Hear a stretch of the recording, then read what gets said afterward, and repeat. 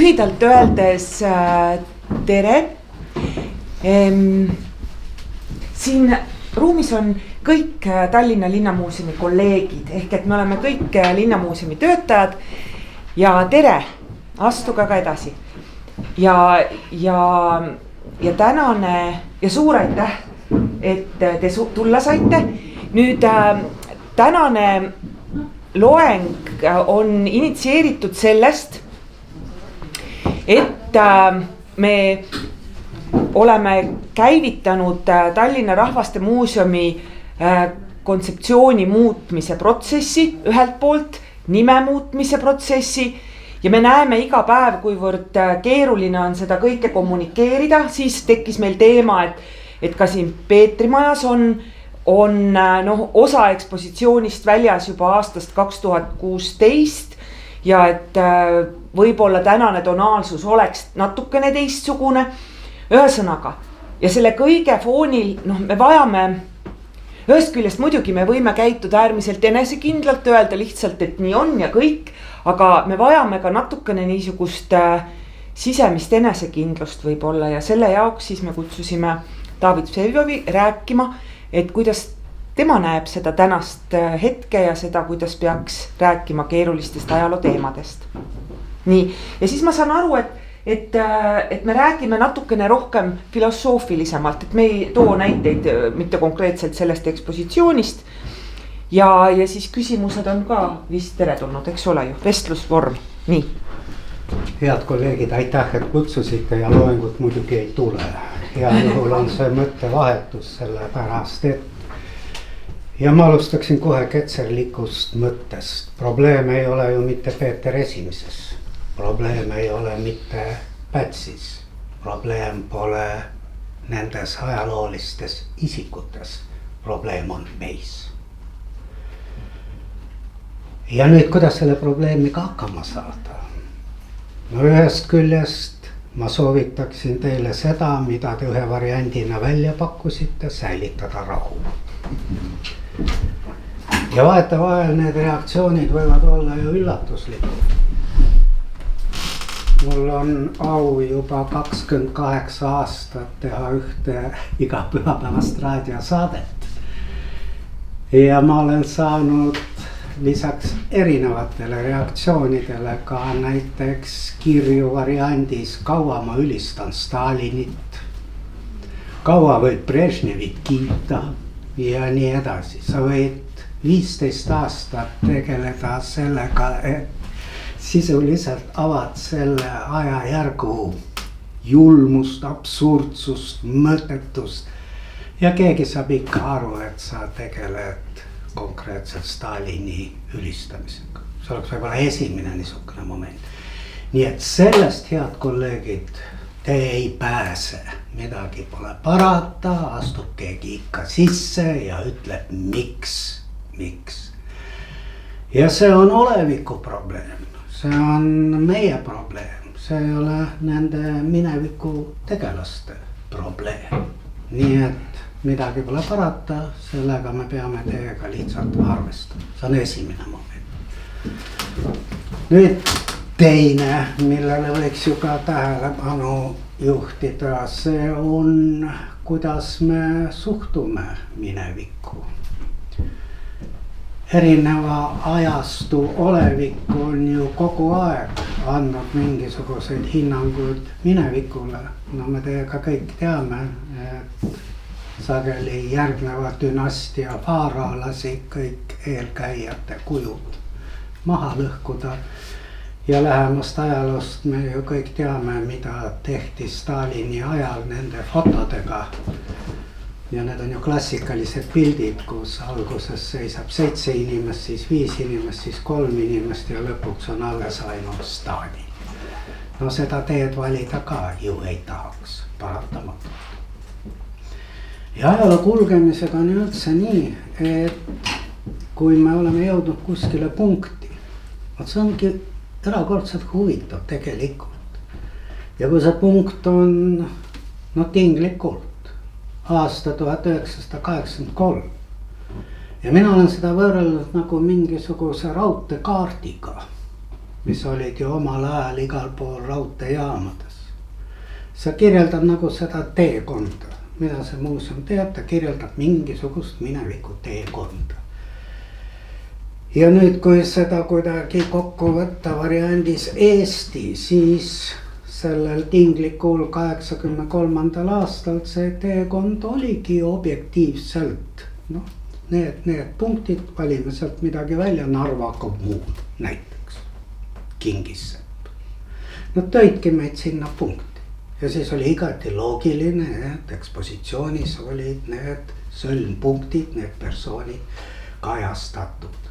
Tänasel päeval oleme kuskil teises punktis ja on meil vaja seda Narva kommuuni, on meil vaja Kingisseppa, no vaevalt võib-olla.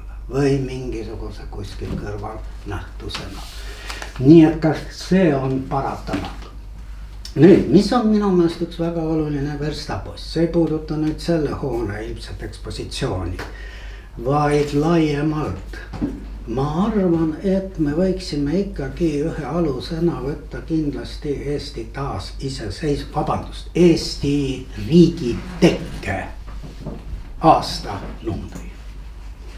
Ja vot see on nüüd üks oluline verstapost, sellepärast, et kui me läheme nüüd eelneva kallale, jah, siis me peaksime kõik ära hävitama põhimõtteliselt. Meil ei ole midagi eksponeerida, mitte midagi. Välja arvatud Rocca al Mare jätame alles.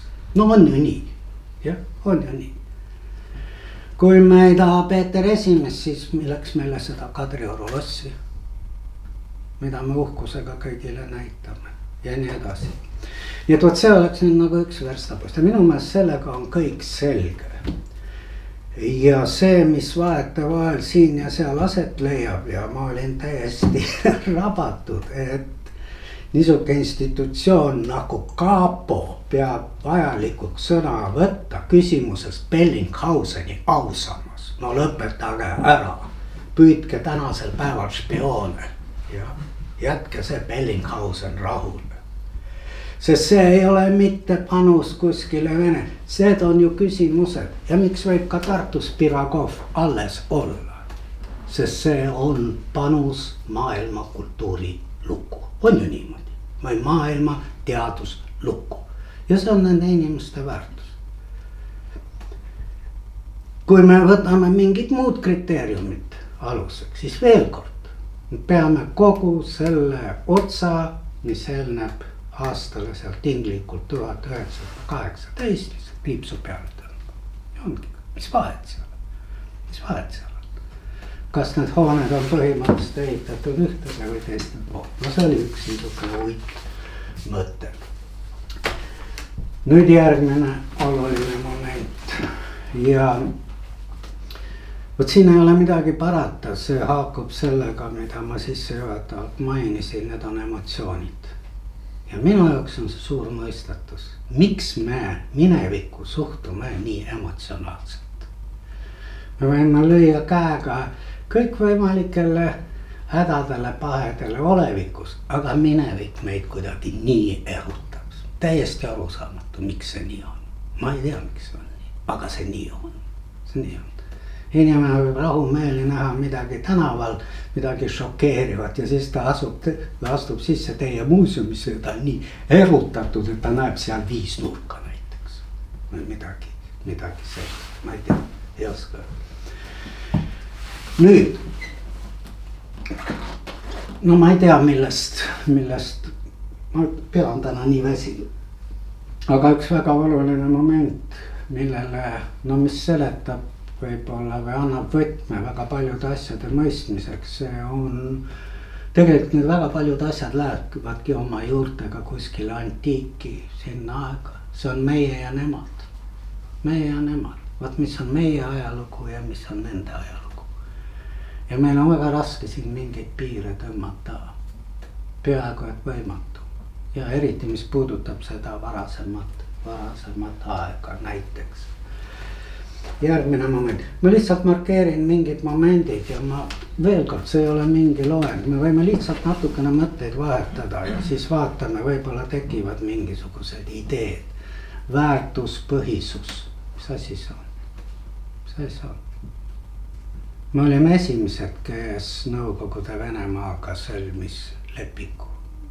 Jah. Ma ei taha eriti meenutada seda, et paari aasta jooksul olime me ainus kanal, mille kaudu Nõukogude Venemaa parseldas läände inimestelt ära võetud varad, kirikuvarad, kuld, ehted ja nii edasi.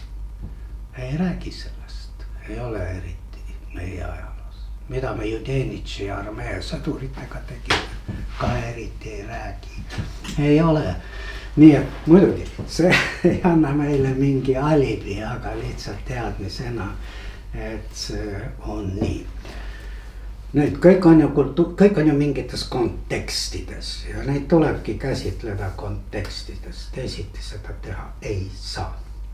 Ja mäletate, ma ei tea, kas kolleegides keegi juba oli siis ametis, no kindlasti oli keegi, kui Pikal tänaval oli see näitus, kus oli väljas ka Alfred Rosenbergi foto. Võib-olla nooremad kolleegid seda ei tea.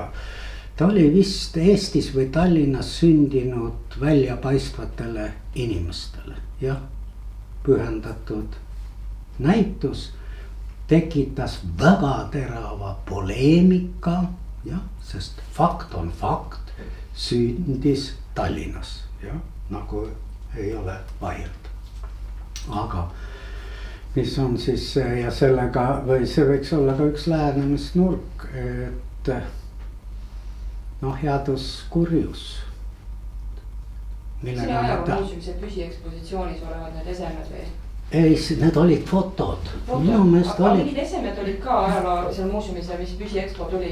Võt ma ei mäleta. Need võeti maha sealt, jah? Need oli mitu asja. No see pilt ja ma ka reageerisin sellele, ma ei mäleta, kas Sirvis artikliga või seda võiks kuskilt isegi üles otsida, kes huvi tunneb, sellepärast et see poleemika oli väga niisuke emotsionaalne.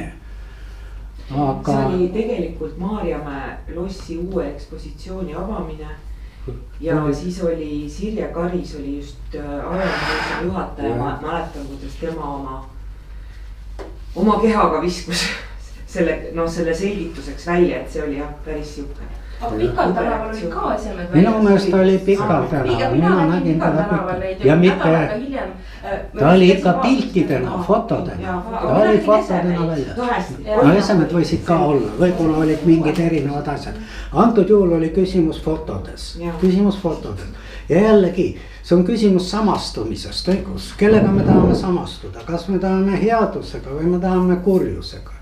Ja need inimesed pole ju, jah, nad on Eesti ajalukku andnud mingi, nad on sündinud siin. Aga maailmavaate vinklist, võt see sama, mis on Bellinghauseni juures pluss ja miks me võiksime ta välja panna, aga seal miinus. Kuid kas siin on oma ette küsimus? Võt miks ma ütlesin, et probleem on meis? No teoreetiliselt. Kui me oleksime teiega mõistlikud inimesed, tead, meie oleme, aga meie summaarsed, siis oleks võinud rahumeeli see Aljoša seal seista tänase päevani. Kui hoiatusmärk. Miks kõik kujutised peavad olema kummardusobjektid? Miks on koonduslaagrid alles jäetud? Mitte sellepärast, et keegi läheks neid kummardama, jah? Vaid et need oleksid hoiatusmärgid. Miks ei võiks olla midagi sellist, sellest ajaloost, sellest perioodist meile märgiks kui hoiatus. Aga me ei ole selleks võimelised, midagi pole parandada. Seda me ei suuda aktsepteerida. No ja siis ongi alternatiiv, ära viia, maha võtta, ekspositsioone muuta ja nii edasi. Vabalt võiks ju olla. Seda tuleb kindlasti arvestada. No neid poleemikaid me nägime, Pätsi ma mainisin, sama oli ka selle Jeltsini väikese tahvlikesega. Jällegi, need ei ole ju pandud mitte selleks, et absoluutselt pluss märgistada seda inimest, vaid üks konkreetne ajaloosündmus, kus tema käitumine oli meie vaatevinklist meile igati arusaadav ja sobiv. Nüüd järgmine moment, vot midagi pole parata, me võime olla nende asjadega kuidagi seotud, aga sa ei tule selle peale, kuivõrd olevik võib tegelikult nõuda selle pilgu muutmist. Ma toon ühe väga konkreetse näite. Vist umbes aasta tagasi helistati kirjastusest Varrak ja mulle ootamatult teatati, et nad tahavad uuesti välja anda selle raamatu Venemaa lähedane ja kauge. Kunagi hea kolleegiga kirjutasime selle ja ma arvan, et esimese köite ilmumisest on möödas üle 20 aasta. Kindlasti üle, no kuskil umbes 20 pluss natukene. Ja kolleeg, kellega me seda tegime, on nüüd siit ilmast lahkunud ja ma ei tahtnud mitte midagi muuta. Vot ei tahtnud mitte midagi muuta. Aga mul ei olnud pääsu väikesest sissejuhatusest, mida ma pidin sinna kirjutama. Ja tõesti, kui me seda raamatut kirjutasime ja esimene köide loomulikult algas Kiievi Vene riigist, siis meie jaoks on üldsegi küsimus, me isegi ei mõelnud selle peale, et see on tegelikult Ukraina ajalugu. See ei ole Vene ajalugu, kui see küsimus on tänasel päeval muutunud nii aktuaalseks. Ja sa oled sunnitud tegema sinna väikese niisuguse sissejuhatava lookas. Aga kõik ülejäänu jäi nii, nagu ta oli, sellepärast, et kogu faktoloogia on ju täiesti samasugune, nagu ta oli ka varem. Nii et see on alati mingis niisukeses konkreetses ajahetkes, kuidas me neid asju käsitleme. Veel üks näide. Aastaid on Avatud Eesti Fond korraldanud Käsmus üritusi, kuhu kutsutakse Vene opositsionääre. Varem oli selle ürituse nimi Venemaa hääled. Nüüd muuduti Vabadust häälteks, mis on ka küsitav, nagu Venemaal ei võikski normaalseid hääli enam olla. Ja, aga hea küll, olgu nii. Ja tekkis arutelu, mis keeles seda üritust korraldab. No võt ei taha vene keeles. Aga siis hakkad mõtlema, jätan praegu selle kõrvale, et võt see on seesama sildid kasvõi, jah, eriti muuseumid. No, jah.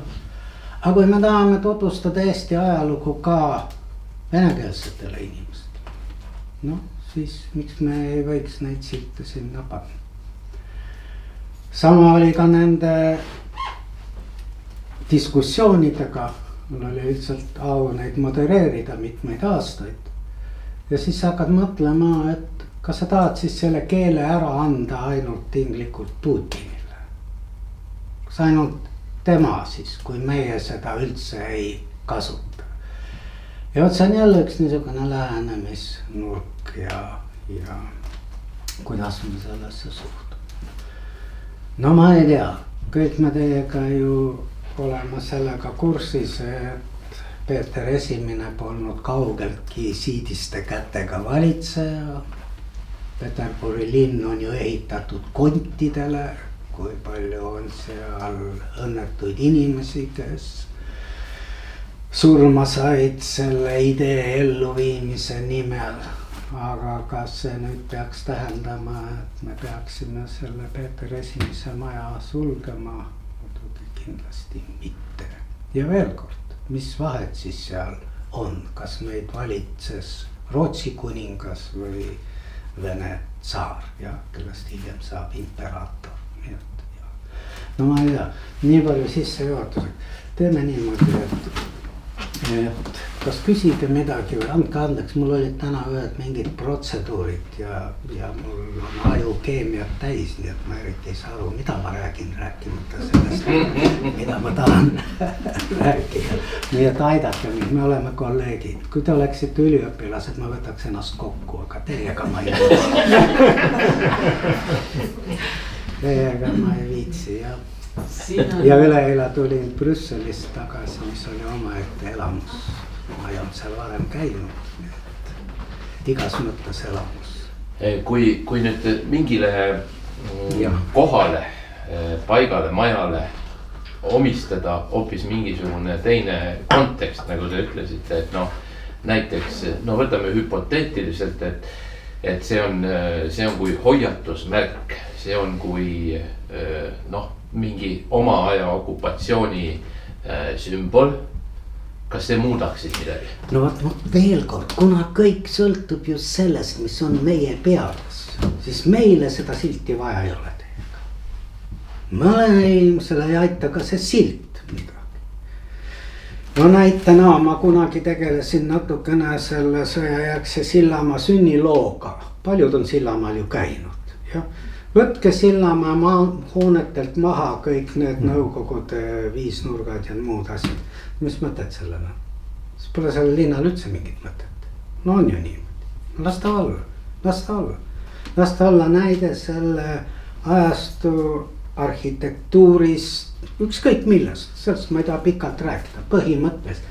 Mina ei ole, ja vot see on jälle, mul ei ole vastuseid. Mina põhimõtteliselt jätaks kõik alles. See on minu lähtepunkt. Aga siis kui ma mõtlen, et ma jalutan mööda mõnda Saksamaa linna ja jõuan Hitleri ausambani, no ei taha. No mitte kordagi, ma olen tudengitega käinud, ma ei tea mitu korda Venemaal ja Moskvas. Pole kunagi mausoleumi läinud, no vot ei taha. No ei tahaks Tallinnas näha Stalini kuju seisab kuskil, no ei taha. Aga kuskil on jälle piir. No, kui võtta nendel jällegi. Me peaksime olema võimelised kuidagi asju konteksti paigutama. Estonia maal. Me ju teame, millal ta sündis, kuidas ta sündis, millised olid nõudmised. Võiksime ju aru saada. On meil seda seletavat silti sinna alla või? Minu arust see natukene nagu see sama kirjanike liidu maja smuul ja siis on mingi silt. Kui ta nii paha on, mis ta siis sealt seisab? Nagu ma ei tea. Ja eks kõik on tegelikult ju kommunikatsiooni küsimus. No ta on, jah. Teate, aga ei ole kommunikatsiooni küsimus. Vot see on ka selline häda. See on väga õige, see ongi kommunikatsiooni küsimus. Aga see ei ole kommunikatsiooni küsimus. Mõned ütlevad informatsiooni küsimus. No see on sama, mis kommunikatsioon. Ja mina toon alati näitena, kas meil oli vähe informatsiooni, kommunikatsiooni COVID-i küsimustes. Ja ikka 20% inimesi usub, et kui vaktsineerid ennast, kasvavad sarved. Siin ei ole hinnangud, andke andeks, kui keegi jagab seda seisukohta, siis on teie enda valikud. Aga me ei saa öelda, et see seisukoht sündis sellepärast, et ei olnud informatsiooni, kommunikatsiooni. Seda oli nii, et tapab. Ja miks see on? See on ju inimestele, nad saavad aru. Inimestel on nii vähe vaja. Ta näeb seda viisnurka, tal on silmad peas põlema ja ta hakkab võitlema. Me võite talle kommunikeerida, mida te tahate. See päästab ainult kuidagi, ma ei tea, mille eest. Lihtsalt mõtlen selle peale, ütleme tulles selle Kristjani küsituse juurde, et võib-olla tegelikult kas või selle sama Peetri maja puhul, et me ei pea ju rääkima sellest ka kui mingisugusest, ma ei tea, mingisugusest hoiatusmärgist või millestki, tegelikult see ongi kultuuripärandi märk. Selle puhul muidugi mitte, jah. See oli rohkem, ütleme, nõukogude ajast pärit mingid objektid. Jaa, aga ma lihtsalt mõtlen, eks ole, et see on märk ajastust. Loomulikult. Ja me räägime sellest kui kultuuripärandist ja me ei pea isegi andma hinnanguid, et vaata kui suur või vaata kui väike või vaata kui, ma ei tea, kole või vaata kui ilus. Või me lihtsalt räägime sellest. Me lihtsalt näeme, mida endast kujutas ühe inimese valitseja elu teatud ajajärgul, kui ta siin viibis Tallinnas. Me ei pea andma neid hinnanguid, mis on muuseas huvitav, et see hinnang Peeter Esimesele kui väljapaistvale tsaarile, see on ju Stalini aeg. Mitte kuskil tsaari ajal ma olen vaadanud tsaariaegseid õpikuid. Peeter Esimene on suhtes teisejärguline valitseja. Ja muuseas tänapäeva Venemaa ajaloolaste seas on päris suur seltskond, isegi pigem domineeriv, kes panevad Peetri ette miinusmärgi. Sellepärast, et see on vale tee, see pööramine läände. Ja isegi põhjendused on sellised, et sellega määrati Venemaale sabassörkija positsioon võrreldes läänega. Aga selle eest on Putin lasknud üle 100 Stalini monumendi nüüd uuesti püstitada. Jah, vähemalt seda pole takistatud, ütleme siis niimoodi. Nii et see Peeter Esimesse suhtumine ei ole olnud läbi Venemaa ajaloo alati ühe ja sama märgiga, isegi kui kummaline see võib-olla ei paista. Sest meie oleme ju harjunud, kes nõukogude ajal, meie siin on juba nooremad inimesed, aga koolis õppisime, siis Peeter oli ju nagu väga positiivne valitseja. Kaududki mitte. Nii et jah. Nii et. Meie, ma lihtsalt võib-olla korraks veel puudutan seda Peetrimaja ja siis siit läheb edasi teemad. Aga ütleme meie kõige suurem selline, kõige esimene kommunikatsioonikriis võib-olla Peetrimajaga seoses tuli siis, kui me andsime välja selle Peeter Esimese Koka raamatu, mis tegelikult ilmus loomulikult kahetsusväärselt kohe vahetult pärast või enne, ühesõnaga vahetult seoses Ukraina sõja algamisega sellel hetkel siis. Täiesti teadmata oli see. Peeter Esimene ei alustanud spetsiaalselt sõjalist, seda tuleb inimestele meelde tulla. Ja siis oli niimoodi, et me olime ka muidugi murelikud ja Kultuurispordiamet tellis meilt terve portsu neid kingituseks, sest tegelikult oli tegemist. Mina ei ole seda raamatut näinud. Väga ilus raamat. Pärast näidake mulle ära. Aeg on, ärge ära minge. Aga igal juhul, et tegemist oli tegelikult ajastu nii-öelda kulinaarse niisuguse ülevaatega ja natukene sellest majast ja kõigest nii edasi. Aga mis see etteheide peamine oli? Ja siis sattus nii, et Kultuuri- ja Spordiameti juhataja kinkis selle raamatu Mart Juurele, kes viis selle siis oma saatesse, kus nad siis Kivirähuga arutasid. Ja siis nad hilkusid ikkagi päris tükk aega pool seda saadet, et mis Tallinna linnavalitsusel viga on, et nad nüüd, et kas järgmine on Ivan Julmaka raamat. Ühesõnaga mingi selline temaatika. Ja siis me saime aru, et appikene, et me peame hakkama sellistes kategooriates nagu ikkagi kommunikatsiooni tegema. Et aru saadaks, et meie tegelikult räägime ju ajastu kultuuripärandist, mitte. Aga oleks te mulle öelnud, et see tuli kellegi teise suust, aga head sõbrad Juur ja Kivirähk ju teadlikult keeravad vindi sinna peale, kuhu ei ole üldse vaja seda teha. Nii et seda ei tasu nüüd küll võtta mingisuguse ohumärgina. See, et mõni ametnik või jumal teab, kes kuulis seda saadet ja leidis, et ohoo, et nüüd tuleb ära keelata või ma ei tea. Kui ilus raamat. See sai muide 20 ilusama raamatu sekka selle raamatu kujunduse auhinna. Sellepärast küll muretsen. Ei, ega ma lõpuks ei muretsegi, lihtsalt ma mõtlen nagu seda, et kui palju meie energiat on kulunud sellele, eks ole, et seda kõike nii-öelda klattida. Mõnele lihtsalt tundub, et me sellega kuidagi heroiseerime seda aega, et vaat kus oli ilus tsaari aeg ja vaat, et kuidas Peeter sõi ja mis tal kõik oli ja võtame üle ja mis kombed ta siia tõi.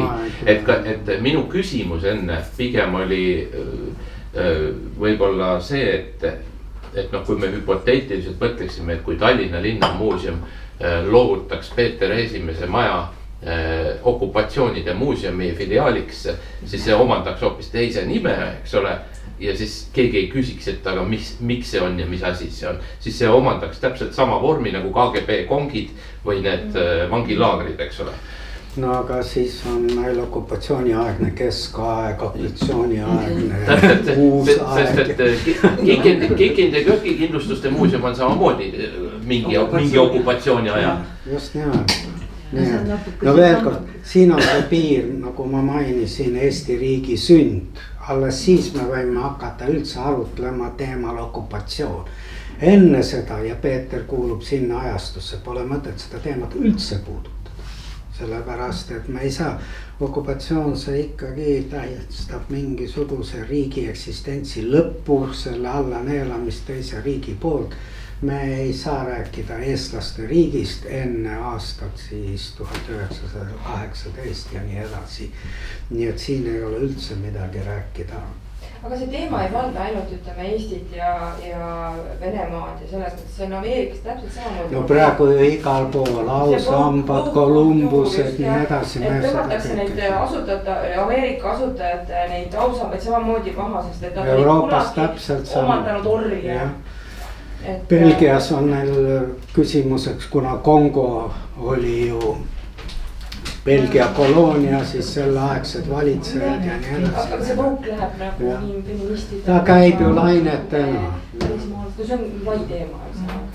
See kõik läheb ruttu üle, siis tulevad uued teemad ja nii edasi. Ma näen seda tudengite valitud kursuse tööde teemade puhul. Vahepeal on arhitektuur, siis on lainefeminism, siis tulevad uued asjad, see kõik käib mingite lainetena. Mulle muidugi nii väga meeldis see, me olime linnamuuseumide suvekoolis koos Tartu linnamuuseumiga ja seal üks kolleeg Robert Varik on uurinud rahvaste teemasid just peamiselt Tartus, aga teda huvitab kogu see erinevate Eestis elanud rahvaste teema. Eesti noormees ja see, kuidas tema vaatab neid, ütleme, et kogu seda, ta kirglikult rääkis ka Lasnamäe uurimisest ja me olime siis seal Kolga mõisas on muuseum ja üks punanurk. Ja see, kuidas moodi tema vaatab seda punanurka on täiesti teine, mina pean ütlema, et mina ikkagi, ei saa midagi öelda, lähen kerge tülgastusega. Aga tema vaatab seda kui teada.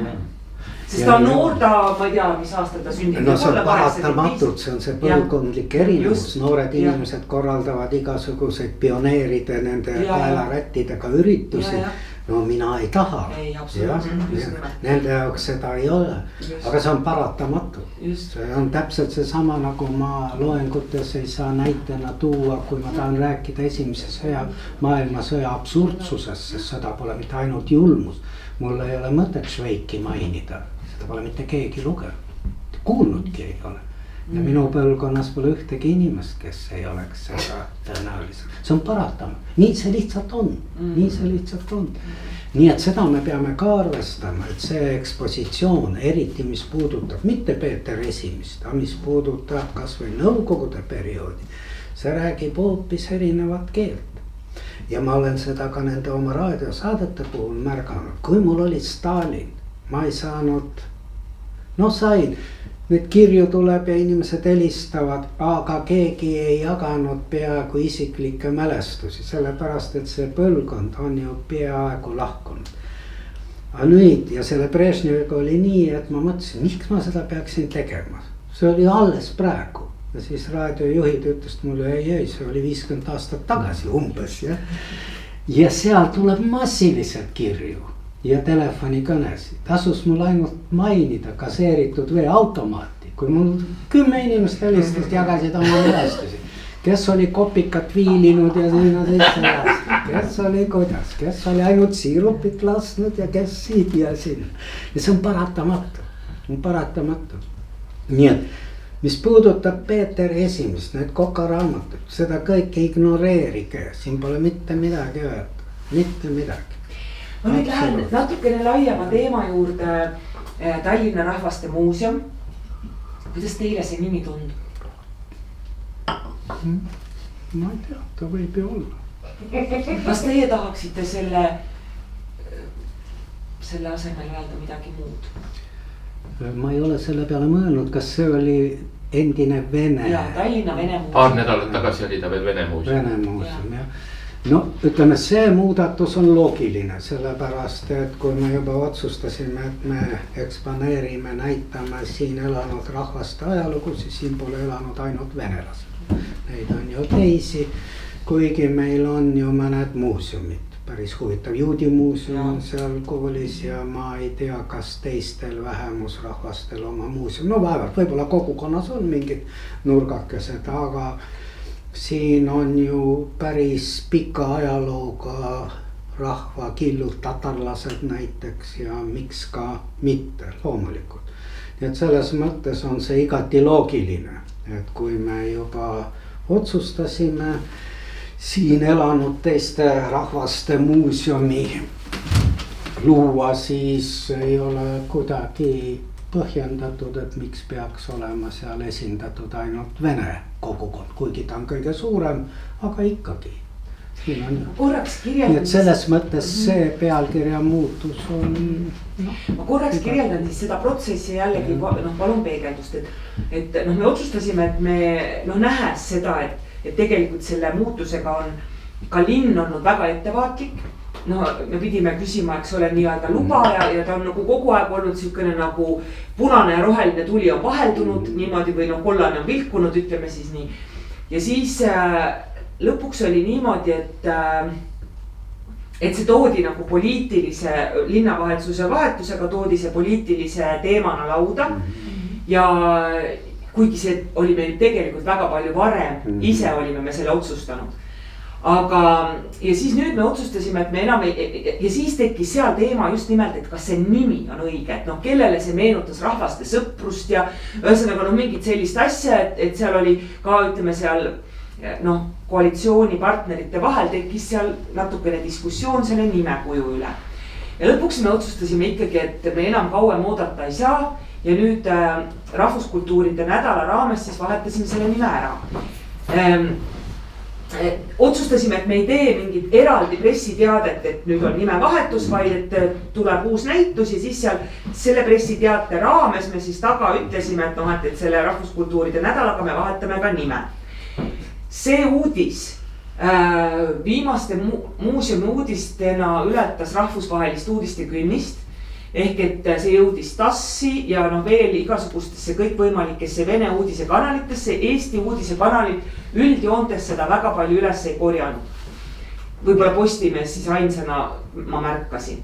Ja siis nüüd ma pühapäeval rääkisin korraks ka meie Kultuurispordiametist ühe töötajaga, kes ja küsisin, et kas me peaksime initsieerima mingisuguse võimaliku intervjuu Eesti ERR-ile näiteks, et seda teemat põhjendada. Ja siis tema natukene mõtles, et võib-olla ja naa ja siis tema lõpuks ütles, et tead, aga miks me peame kogu aeg neid asju seletama, kui me oleme teinud pressiteate, kus me oleme ära öelnud, äkki me ei peagi rohkem midagi ütlema. Minu meelest seda kohvikud ju kogu aeg vahetavad oma silte ja ei avalda pressiteateid. Ei saa aru, miks te peate seda tegema. See on teie otsus ja tõesti, miks mitte kajastada kõikide siin elavate rahvas. See on igati loogiline ja igati seletav. Ja ma ei tea, kuidas rahvast teiste sõnadega nimetada. Te võite ju teha sinna loetele eestlaste, ukrainlaste või venelaste, ukrainlaste, valgevenelaste, juutide, türklaste muuseum. Seal oli teemad, eks ole, kultuuriline mitmekesisus, multikultuursus, sisserändajad, ühesõnaga mingid aga loomulikult Vene meedia korjas selle üles niimoodi, et natsid võtsid meilt nüüd midagi ära.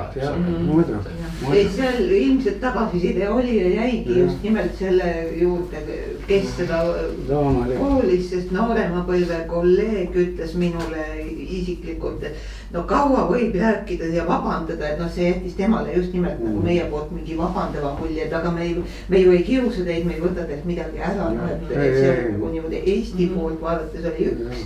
Vene poolt vaadates teine ja me ei saa. Aga Venemaal, kui ta tahab, ta leiab alati põhjust näidata eestlasi natsida. See oli, ma arvan midagi kirjutan Facebooki, aga aastaid, see oli vist 1,5 aastat tagasi ja järsku mäletate, kui ukrainlaste droonid tabasid mingid sõjaväeosa Pihkva lähistel.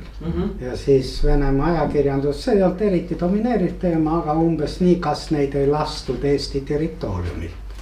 Ja meil kohe leidus mitmeid inimesi, kes sattusid tohutult paanikasse, et oi, nüüd on põhjus.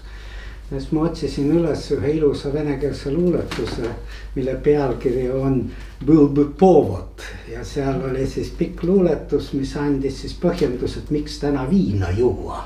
Ja see oli lõputu. Nii et sellepärast ei tasu muretseda, ta leitakse aluti, ei ole vaja midagi. Ja me ju midagi kellegilt ära, te ei võta ju kelleltki midagi ära, vaid vastupidi lisata sinna teisi juurde, nii et siin ei ole vaja mitte, minu arvates on kõik ju teie otsustada, aga ma arvan, et siin ei ole mingit probleemi. Nii et ja jällegi, vaadake, see on ju olevik, poliitikud, mis on nende otsustada, mis nemad, siis see on ju teie otsustada, teie olete kõige pädevamad selle küsimuse lahendamise puhul, millist. Me tahtsime muidugi seda vastutust teie peale lükata, et sellepärast me teid kutsusime. Meie kolleeg Toomas Abiline tuletas meile meelde, et tegelikult muuseumitöötajad tihtilugu mõtlevad, et nad on kõige targemad. Aga nad peavad ka meelde tuletama, et mitte alati. See tuletas mulle meelde hea loo, kui oli meil haridusminister Reps. Ja ma ei tea, mäletate, tekkis tal idee ja ma ei tea, siis oli Eesti rikas ja lähenemas vist 6. riik rikkuselt Euroopas. Ja jõudmas kohe 5 sekka ja siis oli idee tal, et tuleb saata lapsed, ma ei tea, mis klassis, kõik koolilapsed ekskursioonil Hermitaaži ja Pariisi ja kes mäletab, oli niisugused ettepanekud. No ühesõnaga ja eraldada raha ja kõik oli olemas, kõik. Ja ta helistas mulle ja küsis, et ole hea, et mida võiks siis Peterburis vaadata, et kas sa ei teeks mingi soovitusliku nimekirja ja ma tegin. Ja sellega see kõik lõppes ja muidugi te võite arvata, et ei möödunud nädalatki, kui Isamaa kargas kõrri ja et kuidas nii Venemaal ja siis Reps teatas, et Vseviov soovitas sinna sõita. Meil seda plaani ei olnud, aga nüüd me saime vihje. Tema ei tea midagi, tema tahtis ainult Pariisiga piirduda. Meil seda plaani ei olnud, aga nüüd me saime vihje, hästi. Aga kas meil on veel, ütleme teemasid, mida me tegelikult tahaks? No võib-olla ka, et lisaks muuseumile, mis on igapäevaselt statsionaarselt ja üsna stabiilselt, staatiliselt paigal ja väga vähe või väga harva muutub, on igasugused üritused. Näiteks siin veel eelmisel, üle-eelmisel aastal oli meil siin ekskursioonide ja haridusprogrammide kavas ka sellised, tuli aasta lõpp ja siis oli Peetri Maja korraldas uusaasta Peetri moodi. Aga saate aru, kui sellele panna, see on sama, keegi tänases kontekstis keegi küsib kõrval, aga miks te ei tee uusaasta Stalini moodi, ja nii edasi, et see kõlab nagu uusaasta Putini moodi. Siin on jälle see 18. aasta vahetada. Jaa, aga et küsimus minu meelest on pigem selles, et miks meie inimesed on nii tundlikud või milles on sellepärast, et Venemaa praegune nii-öelda võim ei ole ennast taandanud. Vastupidiselt, eks ole, Saksamaa on sadu kordi vabandanud natsikuritegude eest.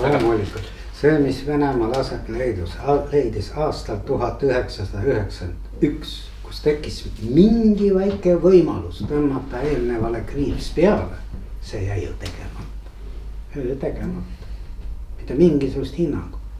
Ja selles mõttes see olukord ka tänapäeva Venemaal, me räägime, kuidas me millegisse suhtume, aga Venemaal on see olukord ju täiesti skisofreeniline, mis minevikku puudutab. Kogu see Venemaa mineviku käsitlus, see ei ole praegune teema, aga seal oli 2 niisugust suurt, ütleme, fundamendi blokki. Üks oli suur sotsialistlik oktoobrirevolutsioon, mida kõik muuseumid ka käsid, ja teine oli võit suures Isamaa sõjas. Ja järel on jäänud ainult see teine, sellepärast, et mis toimus siis seal, sest ei saa mitte keegi aru. Sellepärast, et Koltšakile püstitatakse ausambaid, mitte ainult Stalinile, ja Lenin on ikka mausoleumis. Ja kas te leiate veel ajaloost ühtegi ligilähedaselt sarnast näidet, kus masti tõuseb lipp muusikasaatel, mis selle riigi hävitas, kelle lipp see oli. Tsaariaegne lipp tõuseb ju masti nõukogude aegse meloodia saatel. Mis see seda, kuidas ta saab? Ja meil on väga tihti see, et kõik, mis enne 91. aastat oli, see on nagu meile peale surutud ja nii edasi ja nii edasi ja nii edasi. Jah, see võib-olla on nii, aga veel kord, see on ikkagi valdavalt siis see ajajärk 40-st ja edasi. Aga kogu see varasem, no midagi pole parata. Need kõik tinglikult, need pallid Peetri stiilis, noh, need ongi meie pallid. Me olime selle riiki koos, siin pole midagi parata, jah, loomulikult. Meie, noh jutumärkides meie talupoegadena vaatasime ju seda kõike pealt, nii nagu selles Kivirähe oktoobri selles rehepapis, jah. Aga põhimõtteliselt on see, midagi pole parata, see kõik on nii, jah. Ühesõnaga kõige olulisem, siis mina nagu resümeerin seda nii, et on tunda ajaloolisi fakte, on jääda rahulikuks ja kinnitada asju ajalooliste faktidega. Sest see on paratamatus, no võtame kasvõi selle sama näite juba mainitud. Me võime teiega faktina nimetada seda, et oktoobris 17 toimus Venemaal põõre. Eelmine võim kukutati, tekkis uus võim. Nüüd, kui me hakkame sellele sündmusele hinnangut andma, aga me anname ju ikka hinnanguid alati lähtudes inimesest. Ja me võime nii käsitleda ka 91. aastat. See hinnang meile on igati positiivne, on ju niimoodi. Me taastasime riikliku iseseisvuse, aga me leiame Eestis tuhandeid inimesi, kes kaotasid töö. On ju nii? Suured üleliidulised tehased ja paljud uksedki. Venemaal täpselt samuti. Nii et nende hinnangute puhul, see on veel üks niisugune lähenemisnurk. Ja tänapäeval ma arvan, et teie ekspositsioonides kuskil pole ju neid hinnanguid, mida anti muuseumites nõukogude ajal, jah, kus tekstuaalselt midagi. Nii et selle pilguga võib ju üle käia ja vaadata kriitilise pilguga, kuidas need. Te mainisite seda filmi all. Ma ei ole seda näinud. Deniss, selle muuseumi juhataja, ütles, et seal, parandage mind kolleegid, aga ta ütles niimoodi, et noh, et üks asi on see sisu, aga et see helitaust seal. Et noh, et see muusika, mis seal kõlab, on noh, selline imperialistlik. Heroiseeriv. Võib-olla, võt niisugust asju võib ju vaadata, jah. Et ei ole midagi heroiseerida Peeter Esimese puhul veel kord, ei ole midagi positiivset, pigem valitsejana väga julm ja ebameeldiv. Ja sellest vaatevinklist võib ju mingid tekstid, teil võib-olla on siin mingid ka brošüürid, et paneks selle hinnangu Peetrile nagu paika. Ja ülejäänud on, nii et kui keegi ei ole millegagi rahul, andke talle brošüür kätte ja las loeb. Ja. Kommunikatsiooni võtmes jah, et arvestades, et kõik ikkagi ühtepidi on kommunikatsioon. Oli ju esimene kommunikatsioonikriis, tegelikult see oligi sõja puhkamise järel. Kui need küsimused hakkasid tekkima, siis me pidime võtma muuseumi veebi ette ja hakkama järjest neid hinnanguid revideerima, et seda romantiseerivat kohta just, et neutraliseerida, et see, eks meil on endal ju teatud klišeed on ikkagi kõnes igalühel ja et neid kohti, mis võivad olla mitmeti võetavad, kedagi riivata, neutraliseerida, võtta välja hinnang, panna lõpuks ka selle maja puhul ikkagi Peetri maja, ta on nime poolest, aga kas me räägime eelkõige teda kui Peetri loomaja või kui nüüd järjest ka kodulehel ma vaatan, on mitte ainult meie kommunikatsiooni poolt, vaid ka muuseumi oma töötajad on toonud esiplaanile just selle siis 17. sajandi Suvemõisa ainsana Eestis säilinud nagu tüüpilise näite, et noh, kus on see fookus meil. Tema aeg ja Kadrioru pargi ajal. Jah, et see, ja ütleme see pigem see emotsionaalne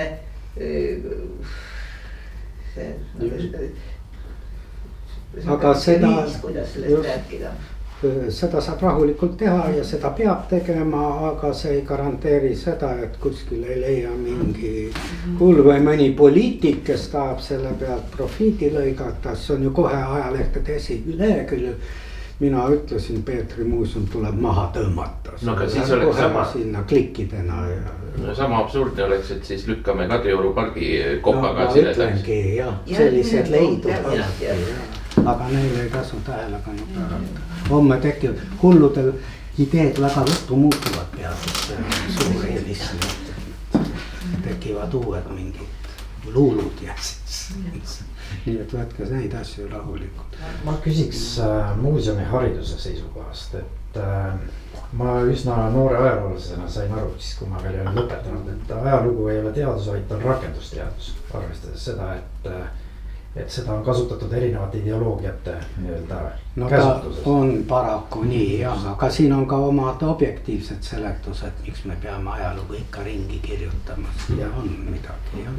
Seda küll, et selles mõttes, et meil on ka vastutus täpselt samamoodi selgitada seda, ma saan aru, hinnangu vabalt, objektiivselt, lähtudes ka hetke kontekstist, aga ma tahtsin panna nagu sellisesse fookusesse või küsimuse fookusesse seda, et meil on siin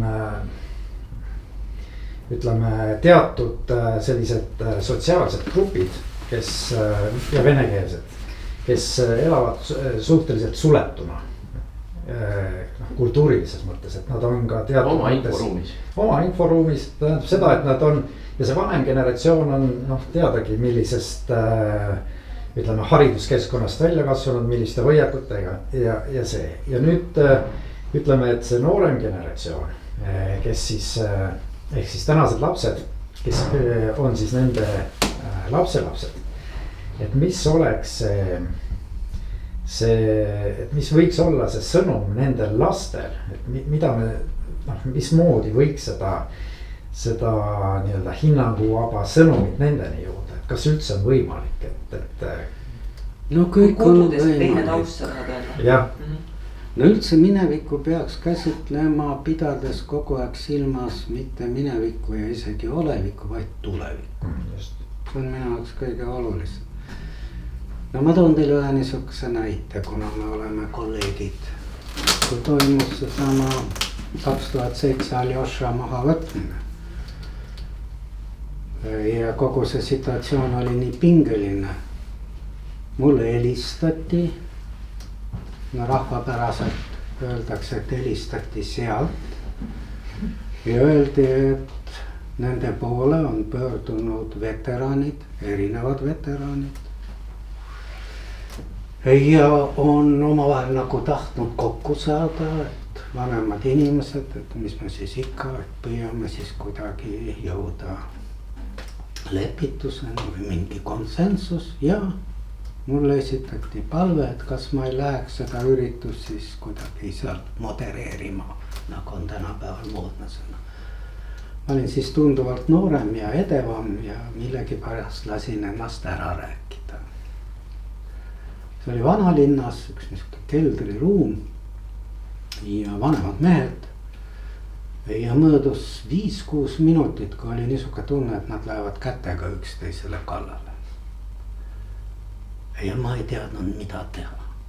Ja järsku nagu taipasin, mingi intuitsioon ütles, et mida te, kus just nad tagusid veel rusitaga ründama ja teile näitasin, ma mõtlesin, et muravad oma ribid ja on seda jama vaja.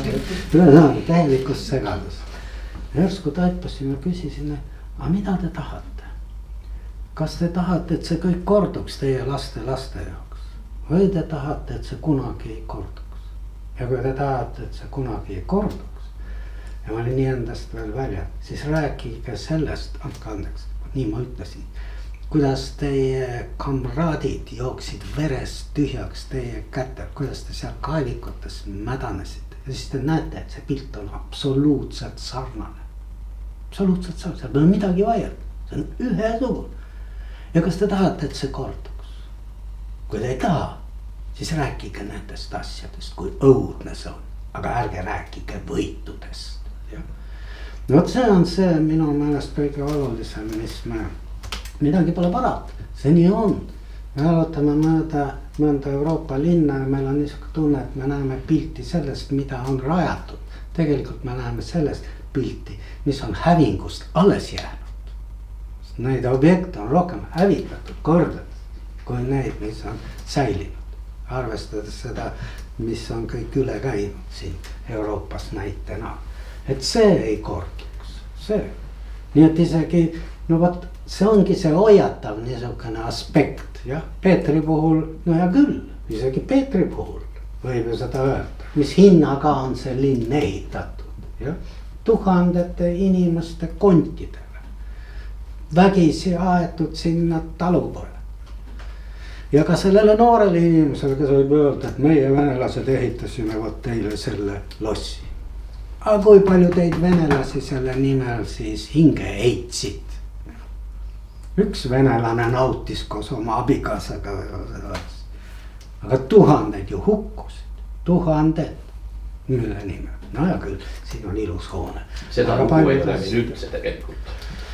Aga seda inimlikku lugu, et vaata ajalugu tegelikult on, kirjutatakse väga sageli riikide lugudena no, nii, ja tegelikult väga vähe inimeste lugudena. Aga ajalugu kirjutabki see, kes võitja pool, kaotaja poole ajalugu, kui me vaataksime kaotaja poole ajalugu, siis vaataksime hoopis teistmoodi ajalugu. Ei no me ei pea kirjutama ei võitja ega kaotaja vaatevinklist, aga me peaksime kirjutama ajalugu inimese vaatevinklist. Näiteks võtame ükskõik mida, võtame seesama, me teame, no ütleme siin sõda ja Eesti väeosad ja nii edasi, mis siin kõik toimus ja kangelasteod ja nii edasi. aga kas te mäletate, kas on mõni nimi tuleb tuttav ette, kas keegi meenutab kedagi, kes selle jubeda sõja ajal päästis kellegi elu, andes talle leivatükki? Tinglikult jutumärkides leivatükki. No ei ole. Kas ainult kangelasteod on veel käes, näitena, noh lihtsalt praegu nagu niisugune emotsionaalne. No ei ole, me ise kujundame seda pilti sellisena. Me ei oska nagu välja tuua. Perekonnalugudes on küll. Just, aga suures ajaloos, võtame need õpikud ja nii edasi, see on sama. Jah, sama, ikka lahingud ja nii on. Ja siin on ju mõnikord väga naljakad situatsioonid. Tavaliselt kui kutsutakse koolidesse, ma olen ikka alati läinud ja nüüd on vähem, aga omal ajal päris palju sai vene koolides käidud ja siis mõtled, et varem nad õpetasid seal väga sümpaatsed inimesed õpetajatega räägiti, mida nad varem õpetasid, Borodino lahingud ja Stalingradi lahingud. Mida nad nüüd õpetavad, Ümera lahingud ja Võnnu lahingud. No kuulge, heas vene pulmas saab ka rohkem inimesi otsa. Aga võtke kultuur, kas siis Mari Under on viletsam luuletaja kui Ahmatova? No ei ole, aga vaadake õpikuid, ikka on kultuur on seal taga loetlena ja kirjanikud olid need. Nii et see on paraku. No midagi pole parata, see on Kreeka traditsioon, kuidas kirjutada ajalugu. Ajalugu on sõja ajalugu. Ikka sõja ajalugu, jah. Ja ta on ja need on jubedad ja kõik, aga kuidagi see võiks olla natukene tasakaalus. Aga see ei puuduta, seda võib ju ka, mis see Peetri aegsed, need on ju lõputud sõjad. Ka, aga siis see ei toonud, vaadake seda on ju ära toodud, kuivõrd Eesti elanikkond vähenes selle Põhjasõja tulemusel ja nii edasi. Ühesõnaga, selle järgi, kui võtta selles rongisõiduplaani, ma olen muuseumis tulles mõelnud ka selle peale, et mis on nagu muuseumi funktsioon, et kui ajalookirjandus võtab selle nii-öelda selle rongiplaani, mida te mainisite alguses. Ja seal on rohkem nagu sellised sõjast sõjani, sellepärast et sõjad paratamatult muutsid ühiskonda drastiliselt. Aga tegelikult ajalugu kujundatakse nende sõdade vahel. Ja see on see, mida muuseumid saavad rääkida. Et mitte... Seda on nii raske öelda, sellepärast et tõesti maailm enne esimest maailmasõda on midagi muud kui maailm pärast esimest maailma, enne teist maailmasõda. nii et sõjad on kindlasti murrangud, selles pole küsimust. aga küsimus on jällegi selles, et kas me käsitledes neid olulisi murranguid räägime ainult võitudest ja kaotajatest või me räägime ka mingist, püüame välja tuua mingi inimlikkust, midagi niisugust, midagi muud, aga noh, see selleks. aga see puudutab ka ja selles okupatsioonimuuseumis on ju ka seal all, kus inimesed räägivad kasvõi noh, need oma elulugusid. vot see on ka väga oluline niisugune noh. Peetri ajastus ei too midagi sellist välja, aga üldiselt jah. kas samas tinglikult tuua välja tõepoolest mõeldes selle maja peale, et kelle lugu me siin räägime, et kas see on ainult Peeter ja Katariina või võib nende kõrvale panna Miina ja ma ei tea. ja vaata, tegelikult on siin see küsimus, et kui me panemegi Peetri ja Katariina, siis kas me räägime sellest Peetrist ja Katariinast, kes on noh, nii-öelda ka noh, ajalooõpikutes mingisugustel aegadel olnud heroiseeritud või me nagu loeme seda nüüd tänapäeval uuesti ümber, vaatame seda laiemat konteksti, mõistame neid taustu ja kajastame seda. et noh, vaat see ongi seesama küsimus, eks ole, et mismoodi me räägime sellest Peetrist ja Katariinast, et loomulikult me ei saa ju neist rääkimata jätta ja mingisuguseid tinglikke Miinasid ja Jürisid ei ole siia ka mõtet. seda pole ka vaja. Te ju ei heroiseeri, te ju ei kirjuta või teil ei ole muuseum pühendatud sellele, et tänu Peetrile ja Venemaale toodi siia kultuurtsivilisatsioon ja ma ei tea, mis seda ju ei ole, nii et jah. ja samas ma olen kindel, et kui seda ekspositsiooni, ma ei ole ammu siin majas käinud, vaadata, ei tule ju kuskil välja, et see on, ei tea, kui mingi Eesti rahvale ja Eesti maale tohutu õnnistus, et ta Peetri alla läks. nii et ja läks ta mitte Eesti või läks ta Peetri alla mitte niivõrd tulenevalt eestlaste soovist, kuivõrd siin valitsevate mõisnike soovist, keda Rootsi võim hakkas pigistama ja kellele Peeter lubas kõikvõimalikke privileege, nii et peamiselt otsustasid ju nemad selle valiku. nii et. nii. Kas on meil veel teemasid, mida te tunnete, et tahaksite arutada? Praegu on see võimalus. Ma küsin nüüd, kui mul välja. Muidugi siis Peetri maja, nagu oleme Peetri majas, mis eksisteeris veel enne, kui Peeter esimene tuli siia, on ju Rootsi aeg. Ja siis ma tahtsin seda küsida, kui me räägime inimestele Rootsi ajast, kuidas me seda peame seletama, kas see oli okupatsiooni aeg või ei olnud? no vot täpselt, see ongi seesama, no me ei saa, no see on jälle seesama kontseptsioon, mis oli väga populaarne ka enne sõda Eesti ajaloolaste, no mitte võib-olla niivõrd ajaloolaste kui propagandistide seas 700 aastat orjust. noh, kui me lähtume sellest, vot siin on meie ja Leedu ajaloo erinevus, meie ajaloo sarnasus Läti ajalooga, meie alal ei tekkinud iseseisvat, noh iseseisvust tuleb ka jutumärkidesse panna, kui me minevikust räägime, aga no ütleme tinglikult oma riiki. Leedulastel see oli jah, Euroopa suurim riik mingi aeg, viimane paganlik riik üldse Euroopas. see erinevus on nii tuntav tänapäeva poliitikas, mida leedukad endale lubavad. Nendel on üks kama, mida Hiina arvab, sest nad on suurvürstiriik ja meie oleme tunduvalt ettevaatlikumad. nii et no ei saa kasutada neid termineid. jah, me võime rääkida, noh jah, isegi mitte tinglikult okupatsioonist alates 40. aastast. jah, väga lihtne.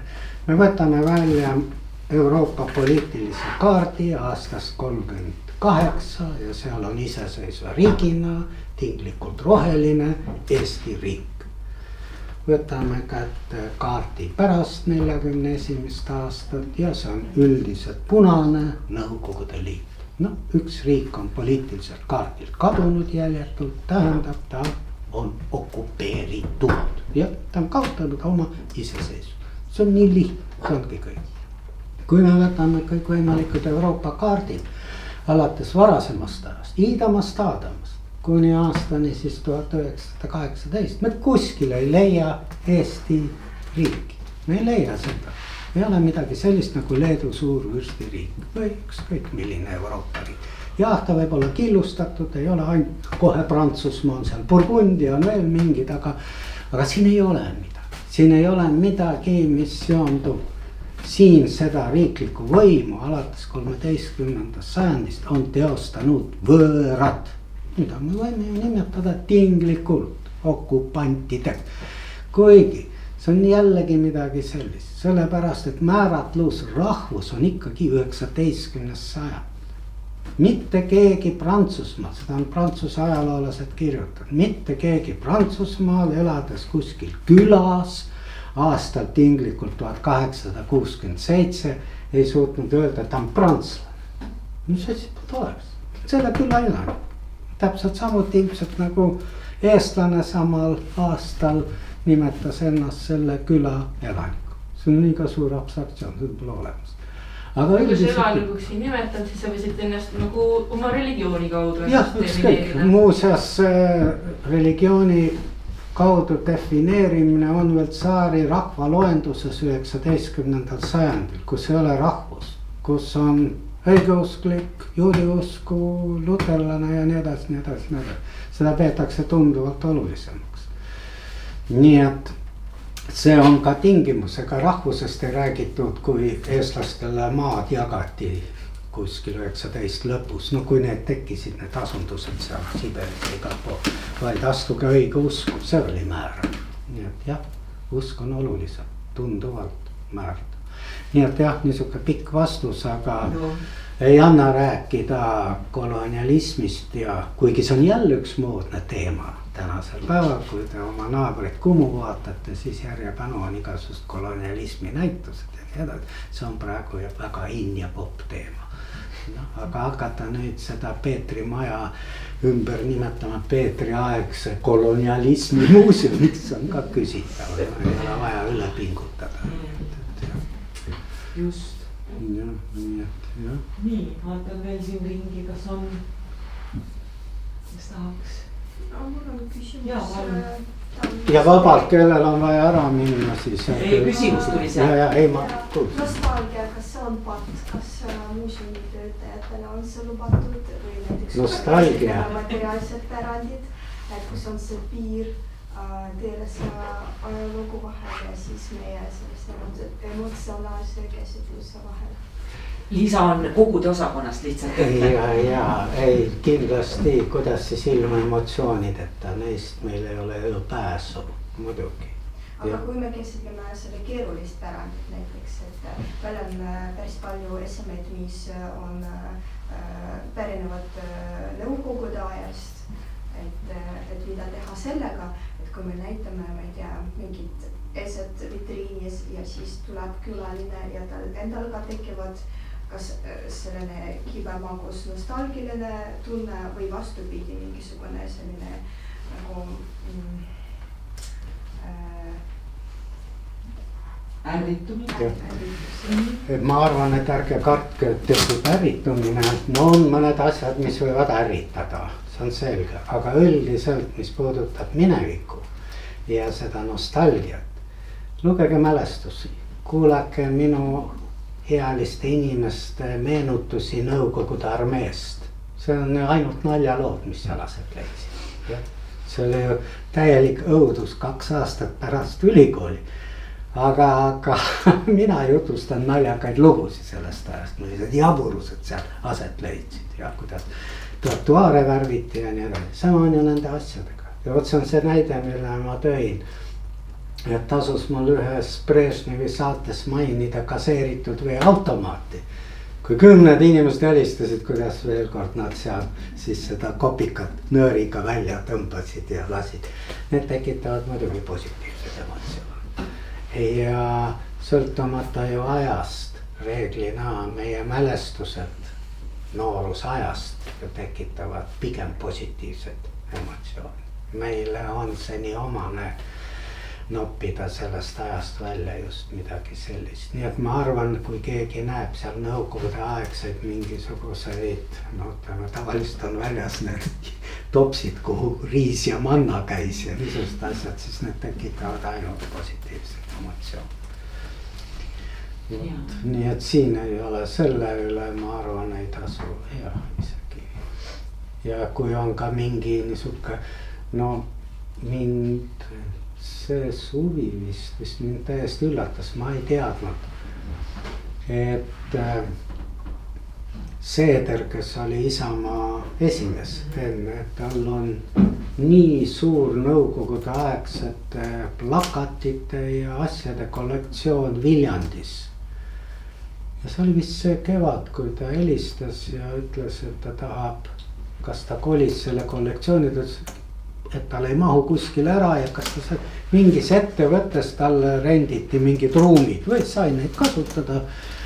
Ja et ta teeb seal nagu uue avamise ja kas ma ei peaks sellest ajast väikese niisuguse loengu. Ja see oli lõputu, mida ta sinna oli kogunud, alates punalippudest, plakatitest, kujudest, tohutu kollektsioon, et see rabav kollektsioon, väga suur.